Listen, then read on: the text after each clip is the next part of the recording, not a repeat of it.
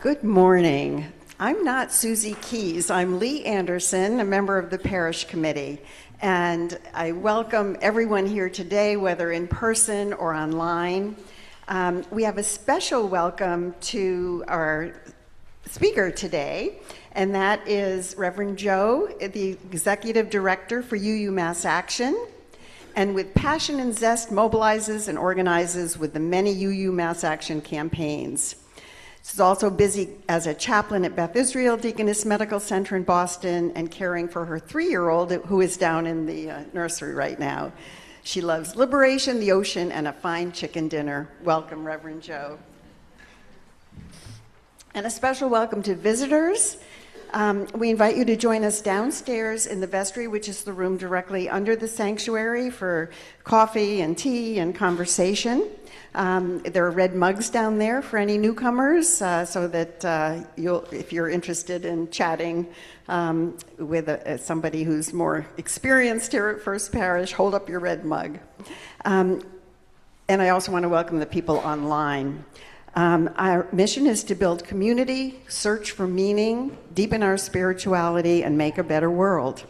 If you have questions about First Parish or Unitarian Universalism, someone from our membership team will be at the welcome table during coffee hour to greet you and answer your questions. Reverend Lisa is here today. Kate Holland is off with the older Sikh kids at a Hindu temple, I believe. Is that correct? Great opportunity.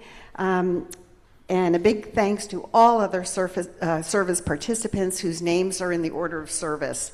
And please remember to silence your cell phones. Please join me now in taking a moment to wave to the camera on the east wall, to the people at home, and say hello to one another in the sanctuary as well. A heartfelt welcome to all. And do we have a last announcement today? Okay, we have a surprise last announcement from Jay Woodruff. Hi, everybody. I'm Jay Woodruff of the Visioning Committee. Last week, we were planning to do a little outdoor event during coffee hour for primarily for children, but adults who feel in the mood, for hoodsies and popsicles out in the picnic tables out front. You'll see the two umbrellas down there, and they'll be out there during the coffee hour as another form of welcome, and to let people know that the picnic tables are there and they're available for use by anyone at any time. And I guess that's it. Thank you. And do we have anyone who would like to light the chalice today? The Sambuco family, come on up. Do we have? Thank you. We're ad-libbing a bit here today.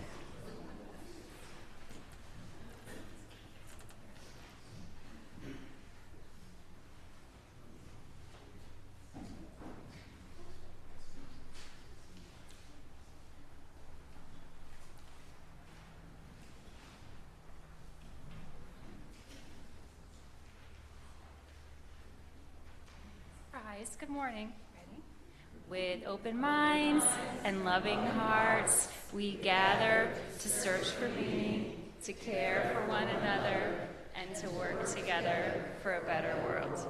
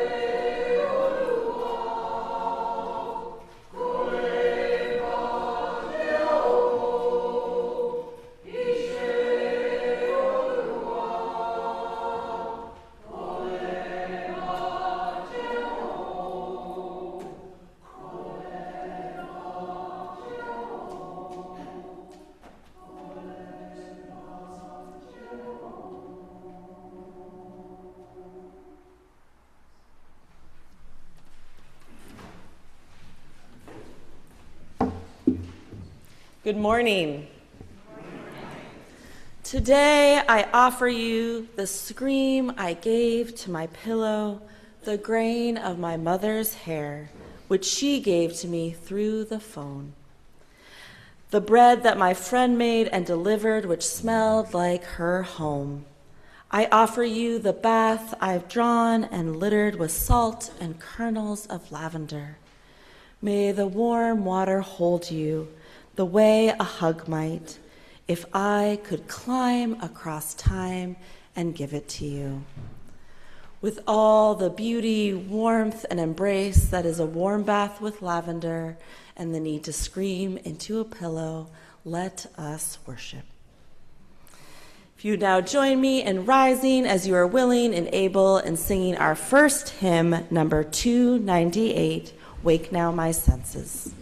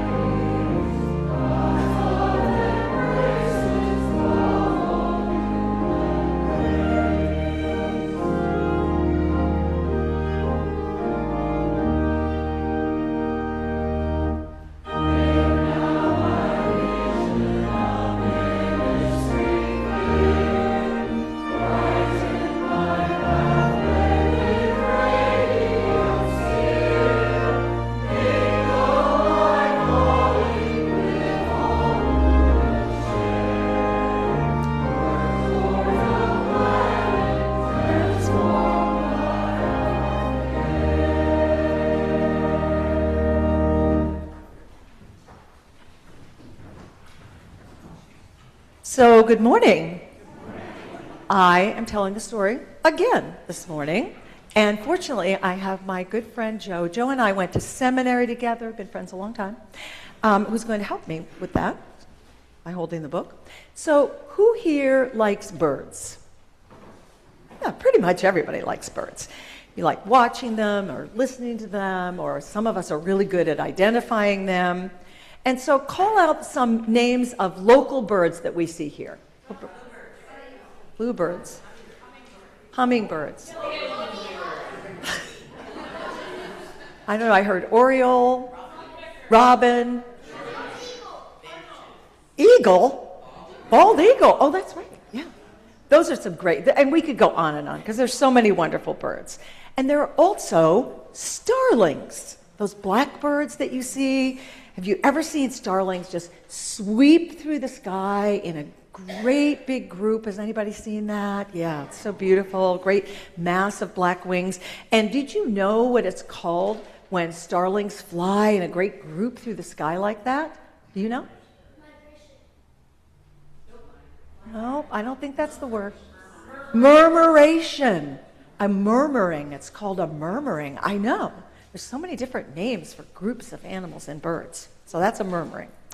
So I really love that, and I think it is just amazing when we see those birds fly through the sky like that, really thousands of birds like that.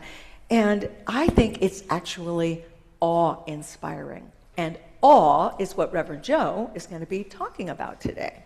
So awe is like wonder or amazement, right?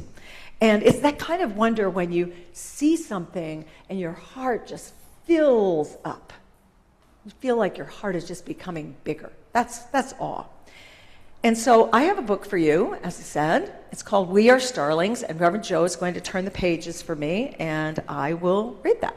And you can see the beautiful pictures. We are starlings. The morning is chilly, and we are restless to leave this cold place. We take to the air, and we meet up with more starlings. And more. We fly for days. We are a giant flock now. There are hundreds of us. There are thousands of us. There are millions of us. We all fly together. We flap our wings and make a murmur. Even those on the ground can hear. Has anyone ever actually heard a murmur of starlings going by? I see a couple of heads nodding. Yeah, I've never heard that. We have become a murmuration of starlings. We find strength and safety in numbers. We find warmth in numbers. We pay attention to the birds nearest us. We are allies. Our allies each have their own allies, and we all guide each other. Oh no, a peregrine falcon. We must get away. I veer, my allies veer, their allies veer. We all change course. Different birds fly closer now. We make new allies. We swirl, and the peregrine falcon can't target any of us. Now you have to open out, yeah. We twist through the sky like giant snakes, or fan out like humongous wings. We loop back over ourselves in figure eights. We dance. We fly on in peace. And now we are ready for fun and dance and more dance. It's a tricky book.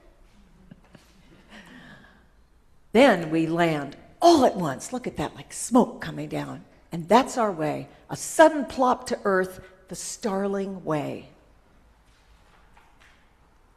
We feed and roost, we relax in the warmth of so many hearts beating together. We are starlings. The end. I really love this story. And I really love I love thinking about things that make my heart fill up and overflow, and the amazing things that just feel much bigger than we are, bigger than any of us. And I realize that sometimes on Sunday mornings, I get that same feeling when we are all here together. Because the experience, the feeling that we have here in worship, that we get from all of us being together, that's a little bit like awe. It's something almost magical that we create together. And that's a really important thing to appreciate. We create something bigger and even more wonder-filled than any of us could create by ourselves. And it's one of the things that I have loved most about being here the last 2 years with all of you. That feeling that I get on Sunday mornings with my heart so full and your hearts so full. And that is awe. And we definitely could use more of that in our lives. Reverend Joe's going to be talking about that. So keep thinking about what it is in your life that brings you wonder and amazement and awe. And now we're going to sing our children out to our classes. The words are in your order of service. Please join the choir in singing. Thank you, Joe.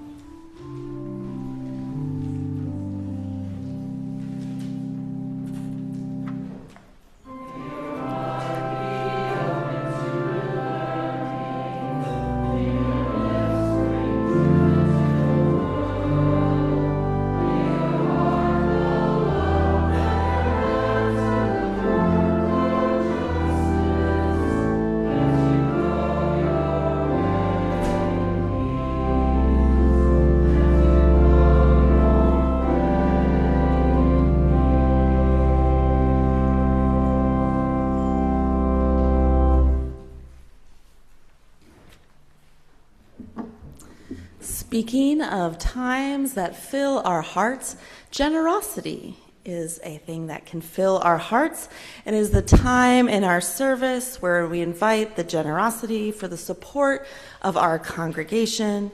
The offering we give each week is a symbol of our commitment to this community and the free faith of this church.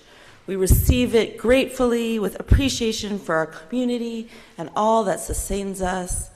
Now this morning, the plate will be a shared offering between the church and UU Mass Action. To just give you a little bit of a quick rundown of what UU Mass Action is, I'm going to ask for your help. So when I point to you, if you could sing back to me, UU Mass Action. UU Mass Action. Beautiful. So once again, my name is Reverend Joe Murphy. I am the director at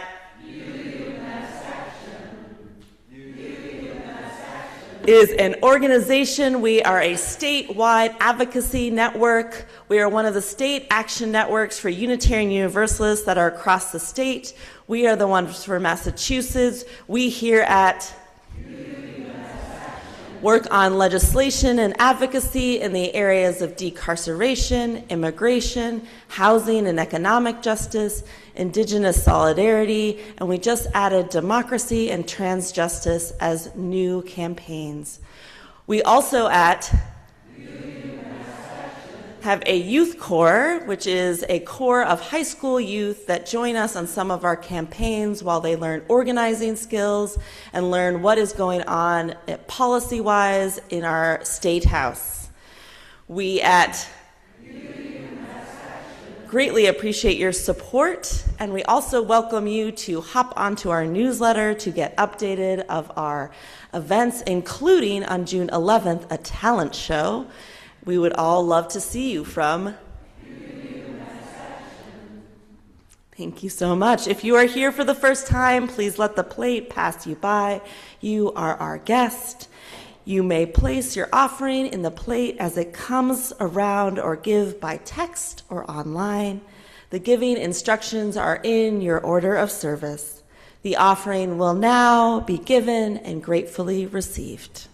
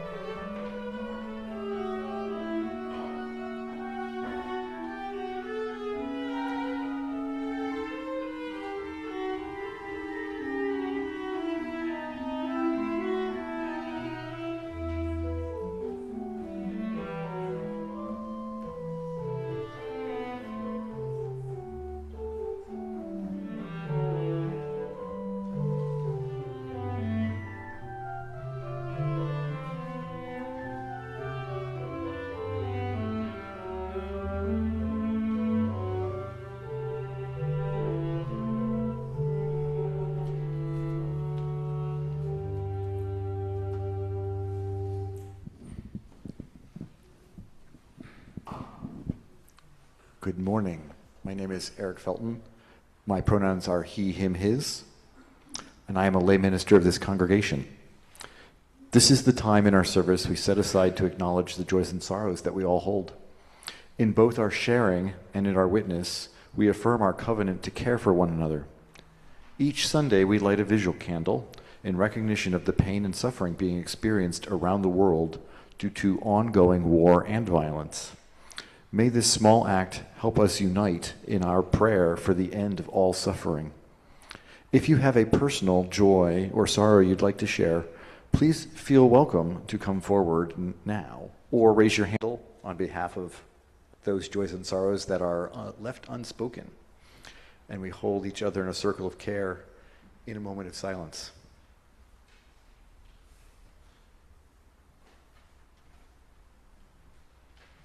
Blessed be.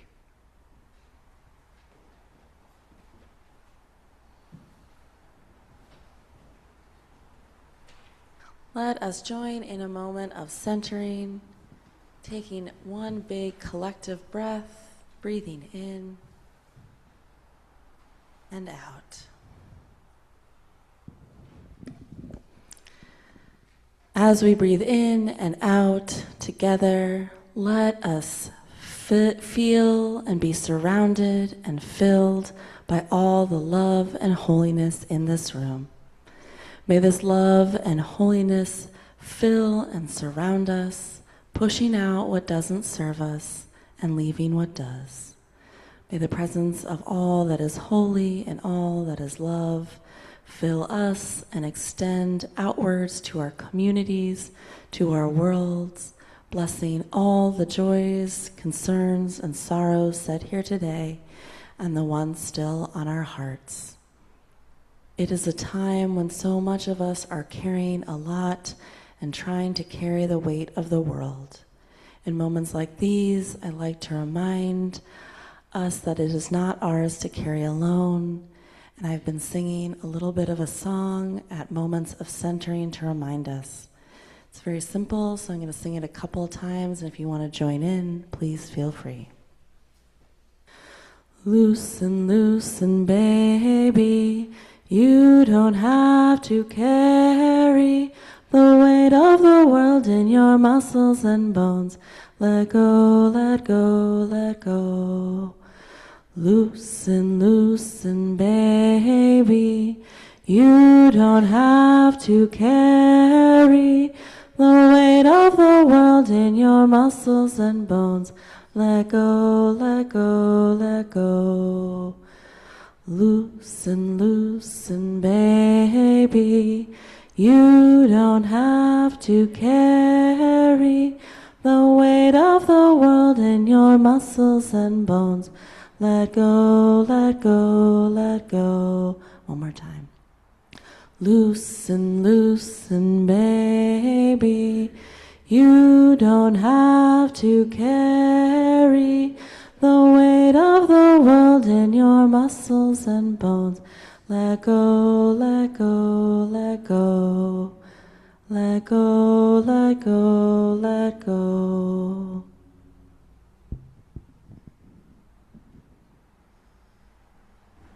Join me in this time of meditation as we listen to music together.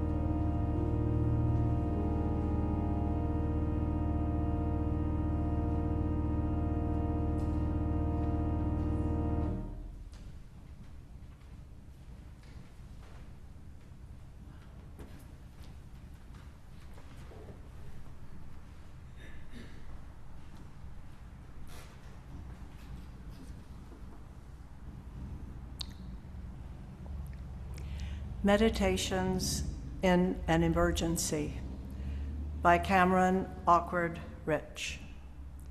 I wake up and it breaks my heart. I draw the blinds and the thrill of rain breaks my heart. I go outside. I ride the train, walk among the buildings, men in Monday suits. The flight of doves, the city of tents beneath the underpass, the huddled mass, old women hawking roses, and children, all of them, break my heart. There's a dream I have in which I love the world. I run from end to end like fingers through her hair. There are no borders, only wind.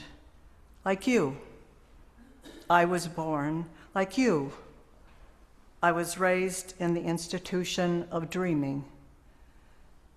Hand on my heart, hand on my stupid heart.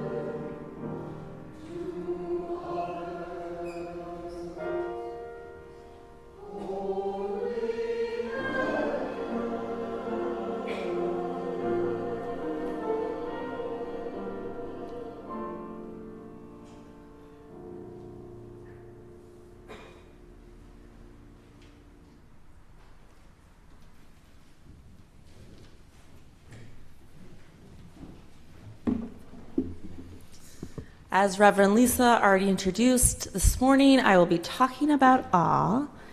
And before I begin, I think it's important that we hear some of what youth all think is awe, and I'm going to construct it into a poem and put it into the sermon. But firstly, really I want to use this pen, so I'm going to use this pen. All right, so I'm going to ask all of you, what is awe? Where do you find awe? And I'm going to furiously scribble it down with this witchy pen. So please feel free to just shout out, and if I need you to slow down, I will ask you to slow down. So where do you all find awe? Music? Sunset. Rainbows. Nature. Night sky filled with stars. The Milky Way. The ocean. One, can we back up? There was like three that were said at the same time. Family.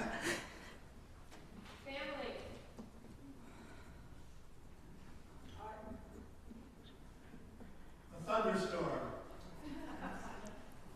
Babies. Comets exploding.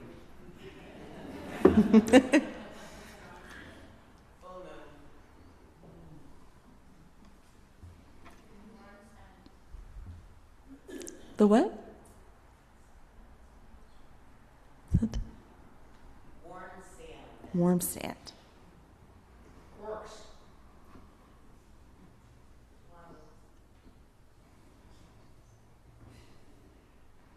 My grandson's energy.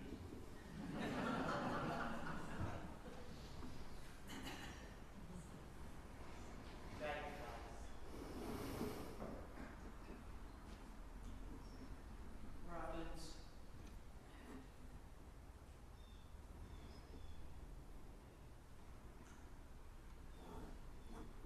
Couple more? Poetry. Homemade bread. Podcast. Seeing the world. What was the one before newborn baby? Seeing above. Sunsets. Baby's first step. Waves crashing on the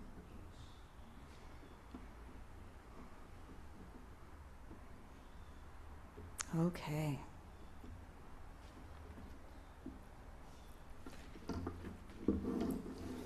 Keep your ears out for that poem. The room, though it was dark, glowed. The patient had already died, but the body was still in the room. I had been paged as a chaplain for a request to sing Amazing Grace and to sing it with many people. It took me a while to snag 2 Catholic priests who agreed to sing with me. And as sometimes happens with our spiritual care efforts, by the time I'd gotten the priests and got to the room, we were too late. But we decided since we were there and the body was still there, we would sing anyway. The space transformed. Perhaps the spirit of the patient was still around. Maybe it was just the unexpected singing in an unexpected place. Sometimes we come across these moments that spark that third place, that lead us to wonder, that extend beyond the possible, that transform things, that stretch our dreams, that give us space to see possibility, to extend to a future that is awe, that is hope. I think we are in a time where we should stretch and pull at our dreams, a time where the justice that so wants to challenge the injustice is struggling and needs our dreams and needs us to stretch and pull at them and then enact them. In his book, The New Science of Everyday Wonder, Dachner Keltner, a psychology scholar, defines awe as the feeling of being in the presence of something vast that transcends your current understanding of the world. As Unitarian Universalists, we do not have a dogma or many rituals that necessarily allow us to access awe perhaps as easily as other traditions. But this doesn't mean we don't need it or we shouldn't access awe. What we do have is a strong belief in love, a pretty awe-filled concept in of itself. And we have the people, we have us, to be able to carry out this awe-filled love. Often coupled with awe is surrender, a letting go, a giving into the vastness, the feeling, a transcendence that you know goes beyond, so beyond yourself, you have to give into it. Giving up control or possession, allowing for a newness, an opening, a feeling so strong that you may indeed fall to your knees. I find that my moments of awe are most often experienced with people. In my second year of divinity school, I was going through a rough patch. I was tired, emotionally drained, but I had to go preach. The streets of Boston were pretty empty on a Sunday morning, but I was late, so I was driving fast. Already on the verge of tears, I didn't see someone step into the crosswalk. And though I braked, and though I did miss fully plowing her down, I hit a woman in the crosswalk. Not hard, but she fell down. I got out of my car, tears streaming down my cheeks, my upper body shaking. She slowly got up, looked me in the face, and said, "Honey, are you okay?" That, of course, made me cry more as I reached to her, helping her with her bags, looking quickly for bruises, and I reached to her and said, yes, I'm fine. Are you okay?" She assured me she was fine, and as we parted ways, she yelled after me, "Honey, I hope you're going to church." And I said, "I am on my way." And though I was in the car, behind the wheel, safely, slowly driving away, I spiritually fell to my knees. There's something about experiencing this type of awe that gives me hope. It is a struggle in today's world to not just give in to despair. But awe takes me outside of myself. Moments where people can forgive me even when I've hit them with my car, giving me the awe I need to look to above myself, beyond myself, into newness, reminding me of the God that is change, the God that is the spark of love between people, reminding me that people are flawed. I am flawed, but also can be loving, can be forgiving, can fall to our knees in surrender and prayer. As a mother, I am often in awe and often in moments of surrender. I have a 3-year-old daughter who loves the show Miss Rachel. Miss Rachel often says, "We can do hard things." My daughter has learned this phrase, and in moments where she can sense I am fearful, frustrated, sad, or all of the above, she will put her little hand on my arm and say, "Mama, we can do hard things, right?" I surrender and I am in awe. I am in awe of my daughter as her mother, of course, but something else brings me even deeper into awe, into wonder. I'm reminded that yes, blah, blah, blah, I'm a decent parent, but also there's a core part of my daughter that is a gift from the ancestors. She is meant to be here. We are meant to be here. We are meant to be here no matter how heartbroken, no matter how sad. We are meant to inspire, to be in awe, and to allow this to help us to not give up the fight, but to give up instead the idea that we fight alone. This brings me to my knees and allows me into that hopeful space to keep going. On our knees, we surrender, and with new imagination brought in by awe, we stretch our dreams, surrendering to an unknown future, but committing to dreaming and creating room to dream true justice. And though the fight may be long and may be hard, I believe not only does our existence become easier with awe, I think it's necessary. It's necessary for our connections to people, the transcendent, and imagination. A deeper connection forms with awe, a deeper connection to each other, a deeper connection to something beyond us, and a wider experience of imagination are all great tools in surviving. In this way, we stretch our dreams and surrender to them. Awe can be all-encompassing, from feeling awe from natural beauty to a terrible sort of awe, an awful awe that we see at the daily news. When I think about all these situations, I think about the awe I have felt at Bryce Canyon, seeing the grand expanse of canyon and sky of depth and orange. Awe in this moment was almost not believing what I was seeing, not believing the depth of beauty, the expanse, but also sparking the awe that knowing it is true and real and beautiful nonetheless. I think we really need this right now. This kind of feeling that expands what is possible and allows us to see beyond our reality into a better one. The kind of feeling that says, yes, impossible beauty is possible. Just dream it or just see it. There are moments where I have felt the terrible awe. Again, almost on the daily when I read the news, the unbelievable atrocities we inflict on each other, on each other's homes, and even on each other's children. I have felt the terrible awe a lot around the death of my mother and the fact that she chose to be cremated, and now I have her ashes. Since her death, I have spread these ashes near cottages in Provincetown, Cape Cod, where she loved to look out to the ocean and onto a parade of beautiful drag queens. Here, I sprinkled them near scary shark signs, dunes, and wineries, reminding myself not only of the places she loved, but of the beauty she taught me to love. Her ashes have been spread in so many places her daughters have lived and loved. on the beaches of LA, the American River in Sacramento, a backyard in Malden, Massachusetts. They have been carried to so many beaches, mountains, and backyards.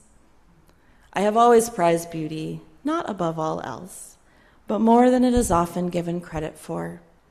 As a minister, it tends to creep on into my sermons, reminders that grief precedes justice, can lead us to beauty, and this beauty reminds us why we fight. A want for awe, as so often is beholden to beauty. Years ago, before her death, my mom and I went to Cuba, an epic trip involving way too many mojitos and mishaps, and evenings absorbing the vastness and beauty that is the ocean from the Malecón. Years ago, I returned back to Cuba with a close friend, my daughter, and my mom, her ashes tucked away in my bag.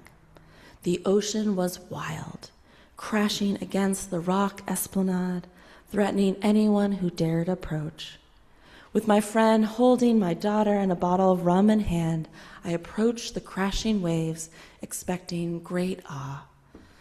And I was in awe of the ocean, of the terrifying, beautiful, expansive ocean. I tossed some of my mother's ashes into the waves, and right back they came at me. The waves splashing up, the ashes and whatever and whoever was in them came into my face, scaring my daughter and leaving me somewhat between terrible and beautiful awe. And part of the awe was disbelief. How had my mom been reduced to ash? How is what I'm holding, how was it once bone and flesh? What does it mean that she's really gone and will continue to be gone forever?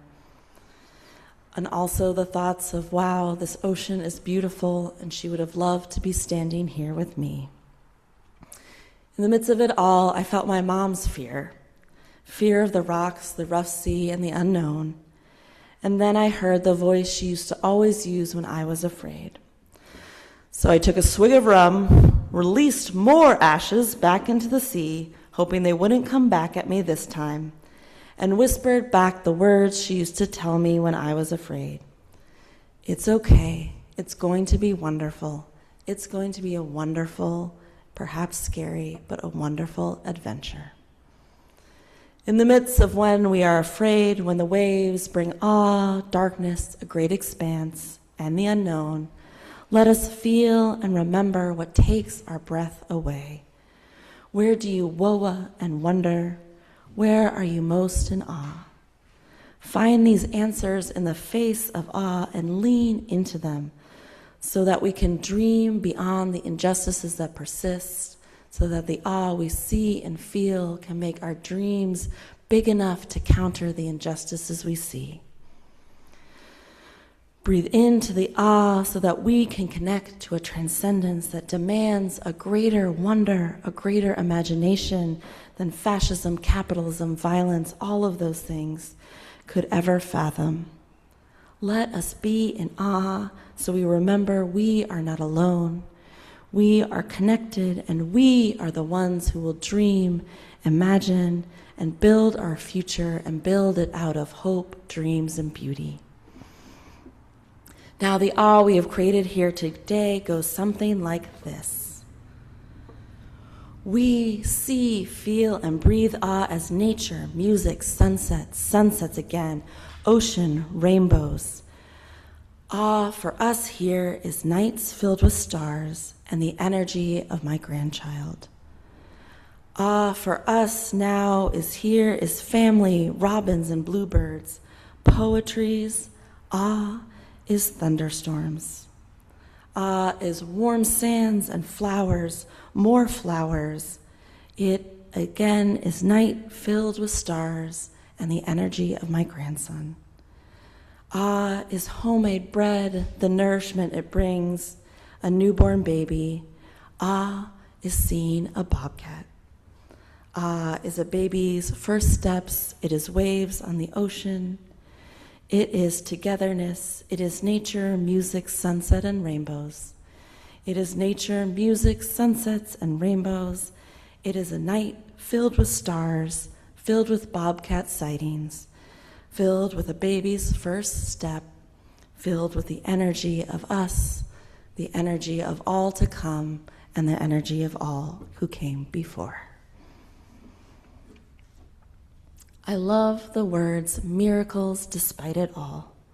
Miracles despite the pain and weight of the world, the miracle of someone, of God, of a horde of goddesses coming amidst it all and saying, "Are you okay, honey? Are you going to church?" What is more miraculous and awe-filled than that? Let us drop to our knees and surrender, not to give up, but to give in to all you have in being, creating, and seeing the awe that connects us to each other in a fight for all that is beautiful, in a fight for all that is just. Amen, and blessed be. If you would now join me in rising as you are willing and able for our final hymn in the Teal hymnal, 1028, The Fire of Commitment.